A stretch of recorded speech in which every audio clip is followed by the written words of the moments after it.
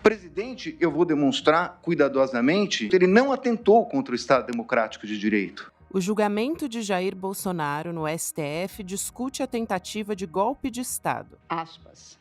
Estava atuando para demover o presidente da República. Demover de quê? Porque até agora todo mundo diz que ninguém pensou nada. Claro, claramente, Vossa Excelência. Demover de adotar qualquer medida de exceção. No primeiro dia, o ministro relator, Alexandre de Moraes, expôs o caso e a PGR falou em um núcleo central. Paulo Gonet disse que o golpe já estava em curso, ao citar as reuniões de Bolsonaro com o alto escalão das Forças Armadas. As defesas negaram o envolvimento e alegaram ausência de provas. Pediram também a anulação da delação do ex-ajudante de ordens Mauro Cid.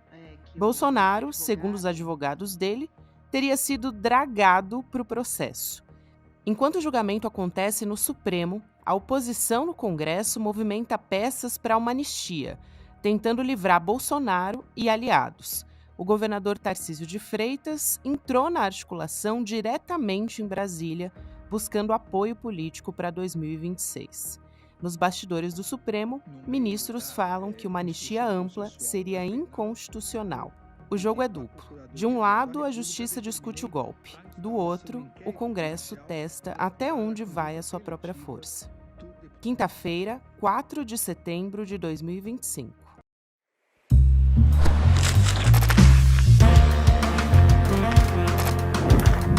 Sou Gabriela Varela, esse é o podcast do Itália, aqui mais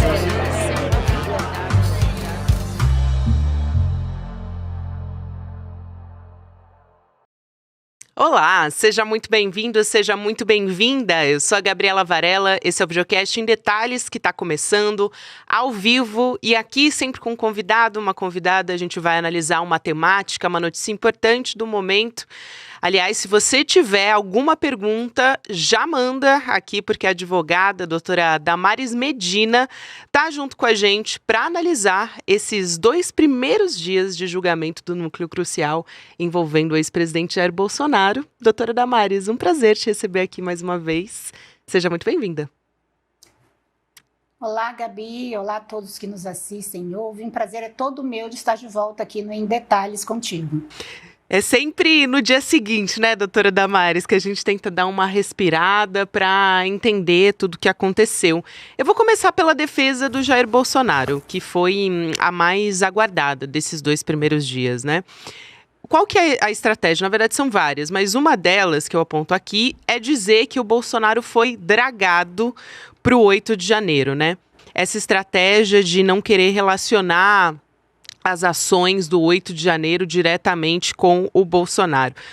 Eles dizem que não existe uma única prova, a gente viu aí na abertura, isso é um contraponto, assim, é o oposto do que disse a PGR, que fortalece esse vínculo não só com o 8 de janeiro. Eu pergunto, isso pode ser eficaz? Algum ministro pode, por exemplo, o ministro Luiz Fux, acreditar ou seguir essa linha da defesa do Bolsonaro, entender que há uma diferença do ato preparatório com o ato executório? E só para reforçar aqui o que disse o Paulo Gonet, ele pega essa reunião das Forças Armadas, né, do alto escalão com o Bolsonaro, para trazer também essa ideia implícita de violência e de grave ameaça. Então, exigido, né, pelo crime de tentativa de golpe e abolição do Estado Democrático de Direito. É interessante, porque ele vincula a instituição também, não só a pessoa, vamos dizer, como a letra fria do jurídico traz, né? É interessante, Gabi, destacar que na sustentação oral do Procurador-Geral da República, ele adicionou uma camada inovadora que até então não estava nos autos, de uma autoconfissão. Ao fazer referência aos vídeos que o ex-presidente Jair Bolsonaro divulgava nas redes sociais, falando que não ia sair da presidência senão morto ou enterrado, a fazer menções também a lives nas quais o ex-presidente Jair Bolsonaro explicitamente questionava a lisura das urnas eletrônicas, o resultado das eleições. Ele adiciona ao procurador-geral uma camada de autoconfissão.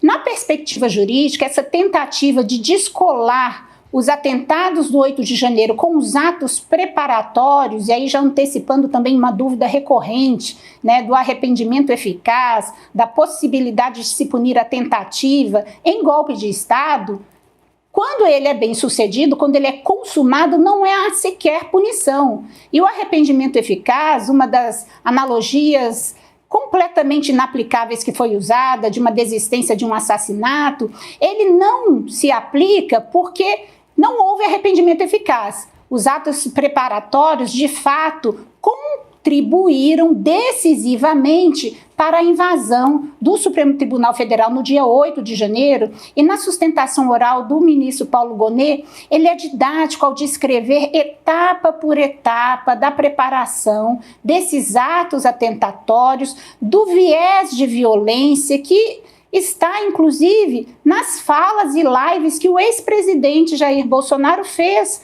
publicamente, e aí o caráter da autoconfissão. E numa perspectiva política, há um prejuízo claro para o ex-presidente Jair Bolsonaro de adotar essa defesa ao deixar órfãos brasileiros que foram para a Praça dos Três Poderes e que agiram na defesa de um nome, de um sobrenome e de um projeto, que, como nós vimos, foi gravado na reunião ministerial, era defendido pelo filho do ex-presidente, dizendo que bastava um cabo com uma espingarda, um tanque, né? Então, além de não ser eficaz tecnicamente, juridicamente falando, dada a robustez de todas as provas e de todos os elementos probatórios que foram juntados na ação penal, existe um desgaste político de um líder, de um presidente e de um representante de parcela representativa da população que diz que não tem nada a ver com aquilo, deixando órfãos quem está pagando pena hoje pela invasão do Supremo Tribunal Federal. Perfeito. Doutora Damaris Medina, a outra questão é a seguinte, que eu acho importante de colocar aqui. Os advogados, de uma maneira geral, aqui olhando não ponto a ponto, mas tentando conectar algumas coisas em comum entre eles, eles não usam o discurso de perseguição política, né? Então, é diferente, muito diferente do que argumenta o Eduardo Bolsonaro lá fora, nessa campanha de querer colocar uma peste de ditadura judicial e tudo mais, e é um discurso que algumas personagens, vamos dizer assim, da extrema-direita também tentam colocar. E o que se vê nesse julgamento é um ambiente muito saudável, até advogado de um dos réus se solidarizando com a situação dos ministros, enfim. É a prova de que não existe nenhuma ditadura judicial, né? Na fase anterior, só para a gente lembrar também, o Bolsonaro chegou a fazer piada convidando o ministro Alexandre de Moraes para ser vice dele e pedindo desculpas também para o Supremo Tribunal Federal. Então, pegando um exemplo anterior, do caso do presidente Lula, por exemplo, a gente tem sempre, nessa época, o presidente Lula batendo nessa tecla de perseguição política, denunciando uma injustiça. Então, acho que isso também é um capítulo muito importante da história que a gente observa se formar no STF nesse momento, não?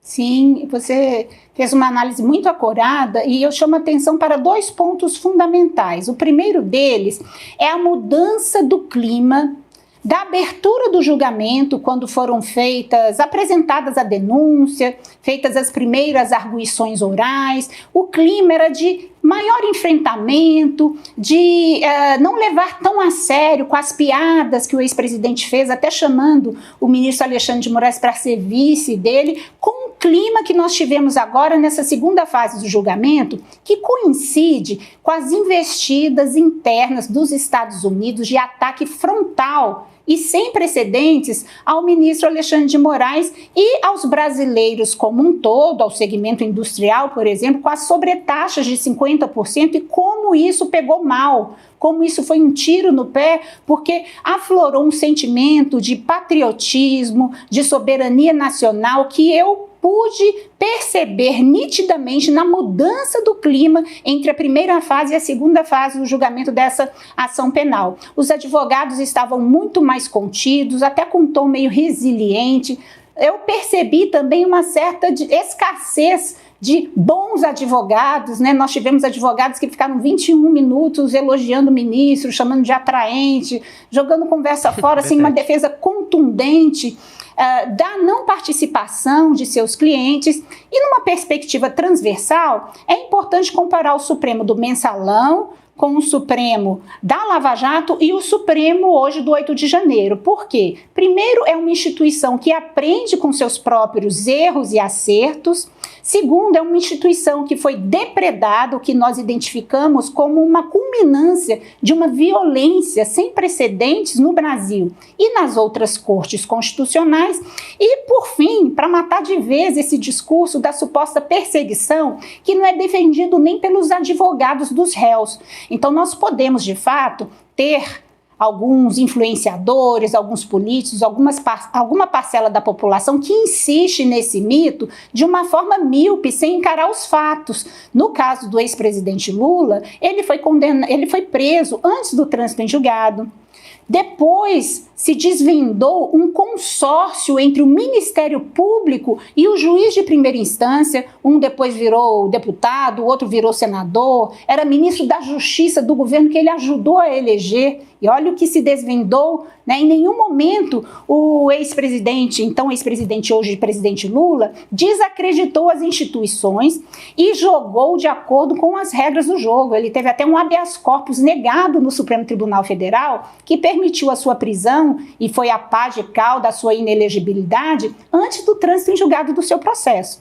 Então nós vemos um Supremo que aprendeu que terceirizar para a primeira instância julgamentos tão complexos e com vieses políticos tão sofisticados não era um caminho seguro. E que hoje, apesar do preço que paga, né, vemos os advogados até se solidarizando com o tribunal que é atacado todos os dias, ele tem cumprido essa função porque a história recente mostra que é o melhor caminho para a solução democrática desses conflitos brasileiros, constitucionais, políticos, que são tão complexos e permanentes, né? Continuam. Com certeza, que ponto importante trazer essa retrospectiva da atuação do Supremo Tribunal Federal até a nossa chegada aqui, nesse julgamento do 8 de janeiro.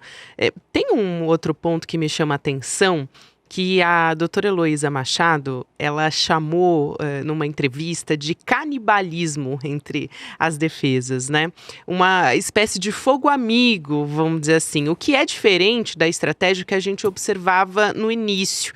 Então agora parece que um está jogando no colo do outro e mais especificamente no colo do Jair Bolsonaro essa história. Existia no começo uma espécie de aliança do grupo militar que agora parece que não se reflete mais. Se a gente pegar a defesa do Paulo Sérgio Nogueira, o advogado, né, Andreu Fernandes, eu acho que é interessante porque ele tenta convencer que o cliente dele tentou demover o Bolsonaro do golpe. E a ministra Carmen Lúcia, ela é muito astuta, né, em conseguir fazer com que ele colocasse a cabeça, entregasse de vez a cabeça de Bolsonaro no julgamento ali com a interpelação que ela faz, porque ela pergunta, demover de quê? Porque ele está falando, não, meu cliente estava tentando demover, e ela pergunta, demover de quê? E ele é muito taxativo, ele fala de qualquer medida de exceção. Então, nesse momento, parece que realmente ele entrega Jair Bolsonaro. Eu queria um pouco da sua avaliação nesse sentido, assim, o que você observa, doutora Damares, de mais assim, que te chama a atenção entre as alternativas ali que as defesas estão encontrando de tentar diminuir, atenuar para cada um dos réus? Eu avalio com bastante assertividade a percepção da professora Heloísa Machado de Almeida, que sempre é muito percussiente e certeira nas análises que faz sobre o Supremo Tribunal Federal, e concordando com essa linha, eu vejo uma tentativa de salve-se quem puder. Do mesmo jeito que o Bolsonaro quer deixar órfãos os seus seguidores que invadiram o Supremo no dia 8 de janeiro, se descolando daqueles atos de vandalismo, os partícipes desse núcleo crucial querem se descolar de quem seria o mentor. Mas quando eu falo em mentoria, e eu acho muito interessante destacar isso,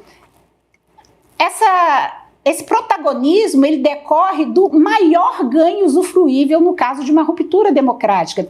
E é importante nós destacarmos esse trecho da defesa que a ministra Carmen Lúcia, muito sabidamente, elevou, né? É uma confissão de culpa pelo advogado que deveria defender de qualquer prática de atos.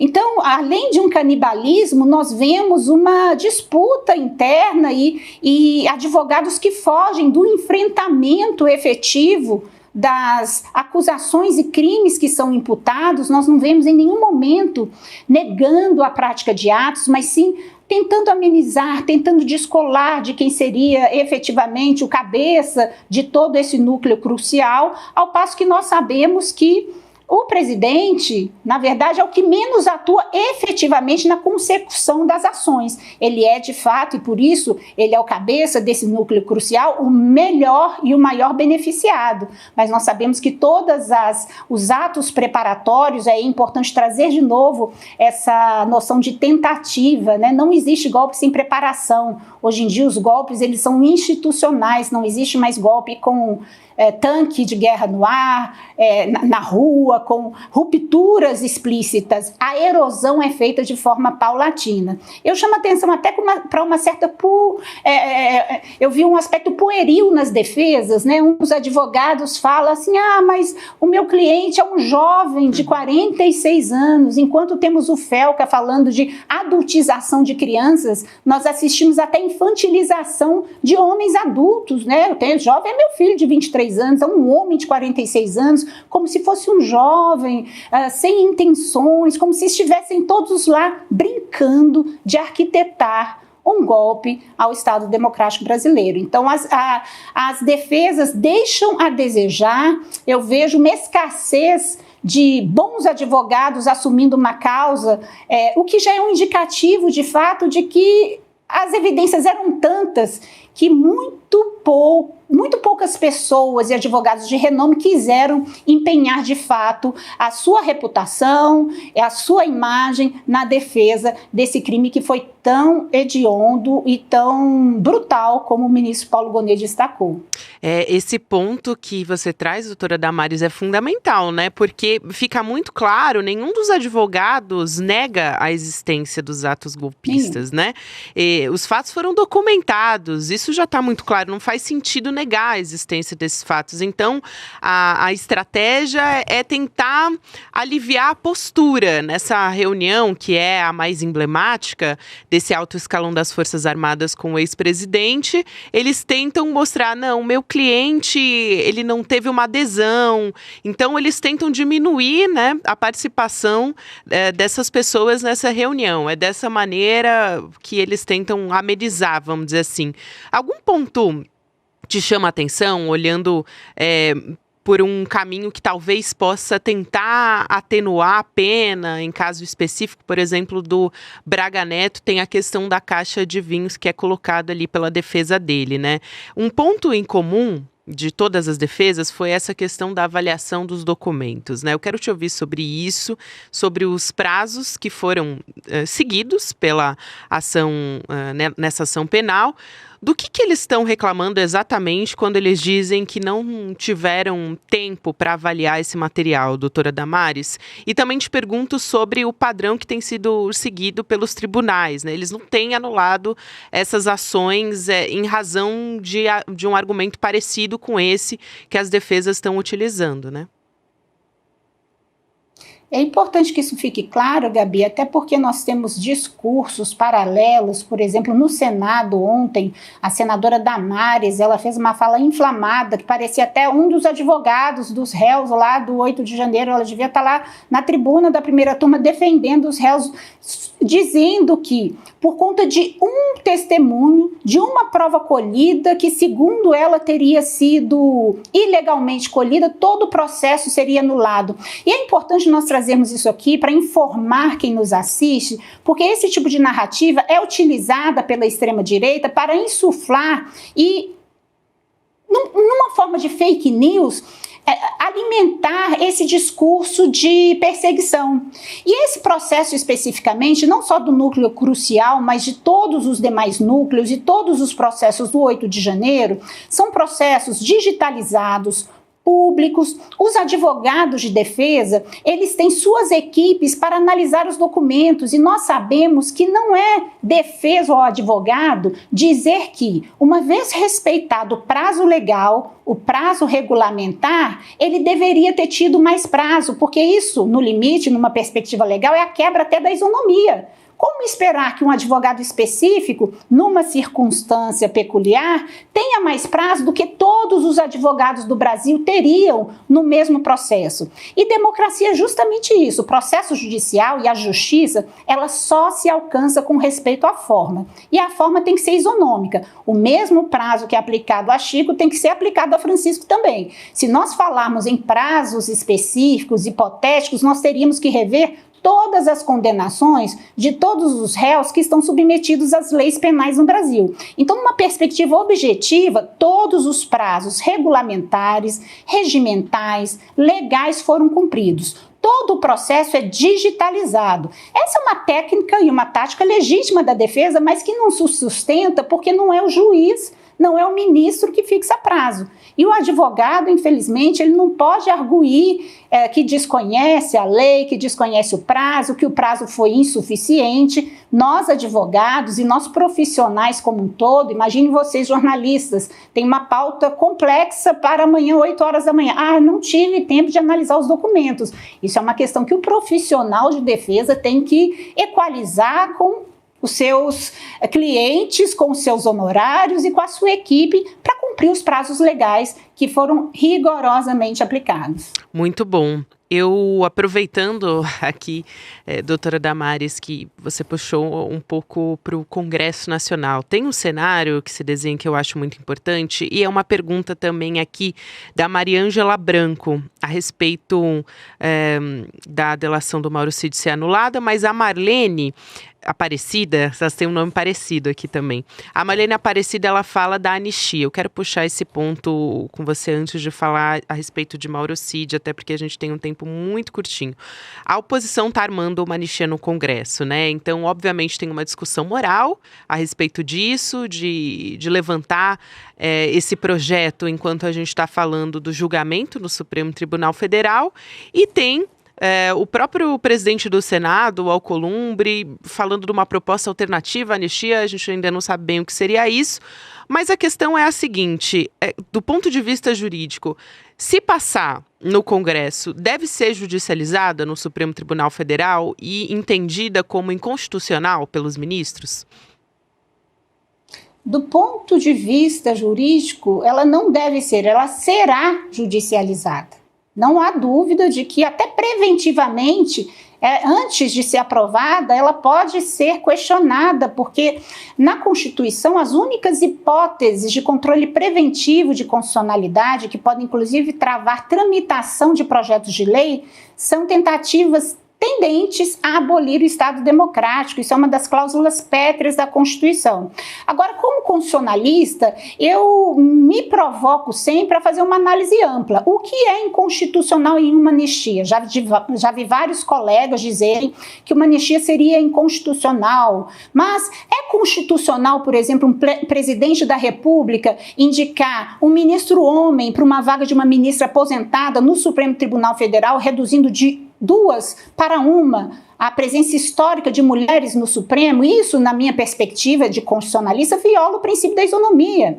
Várias questões que são notadamente inconstitucionais, elas só se tornam inconstitucionais depois que o Supremo Tribunal se pronuncia sobre a constitucionalidade ou não. Então, se o Congresso aprova uma anistia, e aí numa perspectiva política, né, eu vi o governador Tarcísio falando que não confia na justiça brasileira, é importante que nós, eleitores, saibamos o tipo de político que queremos nos representando, né? Antes mesmo de um julgamento, ele vai para o Congresso Nacional em busca de apoio político para uma anistia em nome de líderes políticos. E os cidadãos comuns que estão presos lá pelo 8 de janeiro não serão anistiados?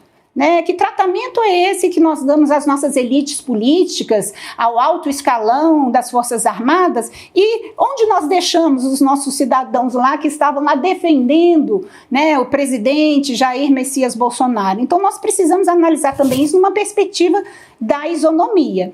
E por outro lado, né, essa questão da anistia, quem vai decidir se é ou não constitucional é o Supremo Tribunal Federal. E eu acho que seria muito incoerente, acho não, na minha avaliação, seria incoerente o Supremo Tribunal Federal, que condenou por todos os atos antidemocráticos e tentativa de abolição do Estado Democrático de Direito, centenas de pessoas que invadiram o tribunal, até que passaram batom numa estátua, e de repente considerar constitucional uma anistia de quem estava arquitetando todos esses atos, porque na sustentação oral do Procurador-Geral da República ficou didaticamente e incontornavelmente demonstrada a conexão entre esses atos preparatórios e a culminância dele no 8 de janeiro. Então, até sob uma perspectiva da isonomia, você declarar uma anistia à cúpula constitucional e deixar com que, né, os cidadãos comuns continuem presos,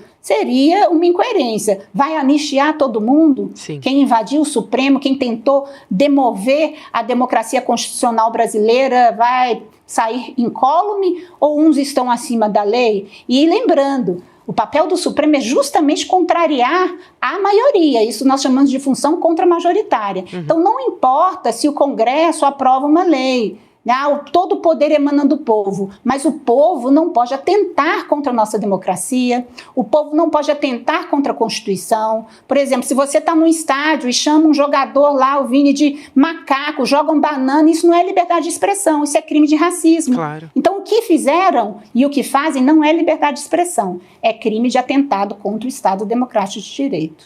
Doutora Damares, eu vou pedir o desafio de responder em 1 minuto, mas para a gente já ter uma perspectiva do que vem por aí semana que vem. Na terça-feira, dia 9, a gente tem a retomada da ação penal e vai ter a votação dos ministros. Nessa fase, eles já podem apresentar alguma dosimetria de pena? A gente pode ter uma ideia do tempo de condenação já no dia 9 ou até antes do dia 12 ou não?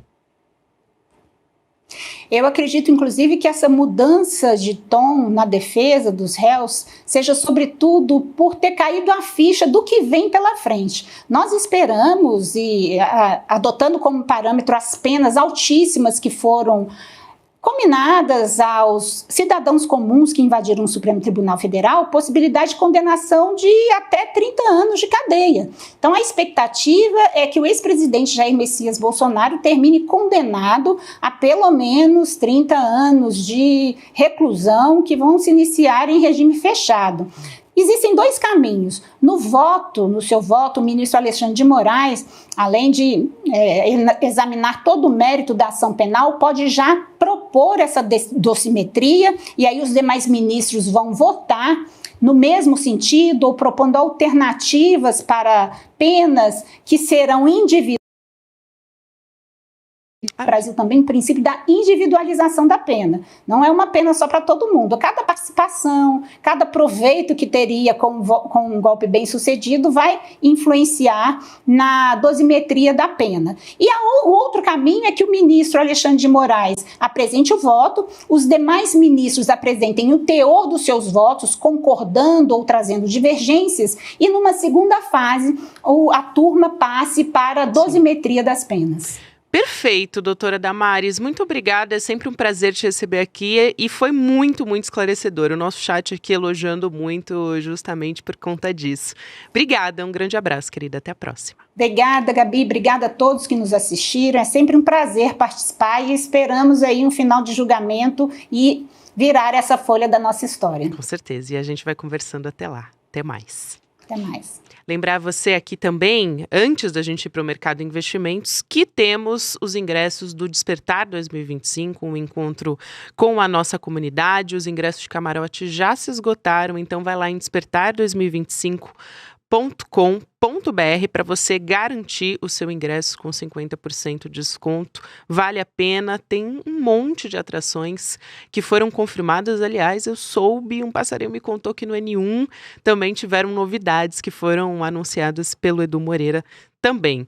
Agora, na sequência, você vai ter o Mercado Investimentos, depois o Rolê CL, e você pode acompanhar o Em Detalhes também nas plataformas de áudio em qualquer momento do seu dia. Até a próxima.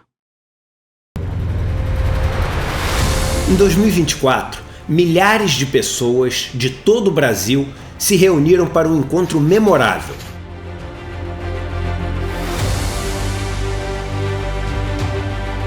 No palco, histórias incríveis. A gente está na vida para evoluir, para aprender.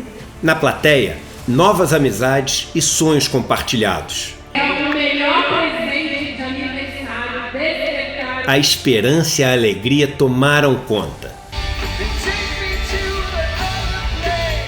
Vimos que um país mais justo, consciente e humano é possível. Vocês, espectadores, hoje são os protagonistas desse evento incrível e que desperta. Provamos que o conhecimento liberta e o coletivo transforma. Que a gente veio pra cá pra... Nós não precisamos ser médio, nós podemos ser grande, mas nós precisamos sonhar junto para ser grande. Mas esse foi só o nosso primeiro passo. Em 2025, o despertar volta ainda mais incrível, mais necessário, mais revolucionário, mais ICL do que nunca. Estaremos juntos para enfrentar um dos momentos mais difíceis de nossa geração. Chegou a hora de pôr a mão na massa, conspirar e agir, de se unir a milhares de pessoas que acreditam que chegou a hora da mudança e que ela só depende de nós. Despertar 2025, a revolução necessária. Vive esse encontro histórico com toda a comunidade ICL.